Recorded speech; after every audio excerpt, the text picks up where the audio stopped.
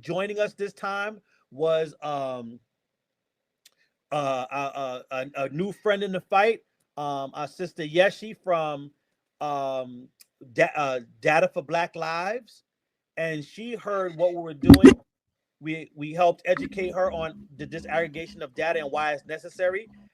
She was already doing data for Black Lives, right? Blanket blackness, but she was like, "Oh my God, I didn't even think to separate this category out and how much nuance I'm missing without it being separated."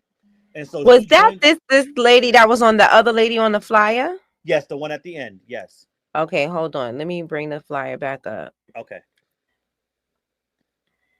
But yeah, keep going. Yeah. So she joined the fight. She was able to speak from a not only from an expert's perspective, having gone to school for data studies and things of that nature, but also as a member of the Afro Caribbean community. She is from Guyana, and Okay.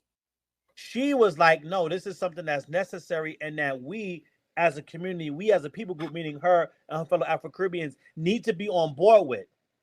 Right. And what's interesting about it is that they, especially here in New York, she's not from New York, they have already been on this movement, this wave. We're late to the party, right? So when people start talking about how divisive it may be or may not be, understand that in 2010, the Afro Caribbean community pushed to disaggregate the data for themselves. It was called the Carib ID10 movement. Wow. And what happened then? So they pushed for it to be on the census. They said, you know what? Black/African American isn't enough. We need to be counted. And they had an entire campaign. It was pushed by activist Felicia Persad, who currently, I'm not sure if she's still there, but at least 2 years ago when we first started this work, because we reached out to her, she was a contributor to the Amsterdam News, which is a historically foundational Black American newspaper. And unfortunately, we reached out to her to help us with the reparations fight at the time. She declined, right?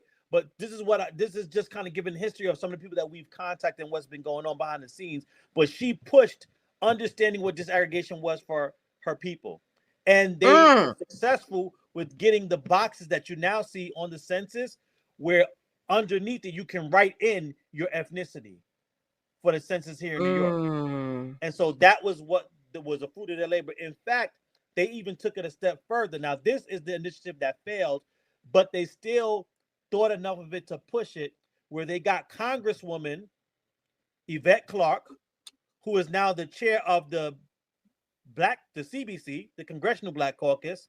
I can't remember the exact year, but you can look it up. Disaggregation, they pushed alongside Felicia Persad again.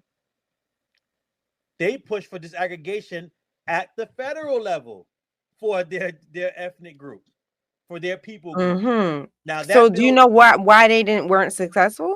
No, I do not know. I just know that when you look at the history of it, it did not even reach the floor for a vote. So I'm not sure where or how it fell apart, but I'm just giving some legislative history that they did. Right. That they were on board with this. Yes. Right. She crafted the legislation. And nobody saw it as whatchamacallit then. No one was talking about their divisive. No one was Well, at talking least the about why he's doing it. diaspora wasn't talking about that. Right, exactly.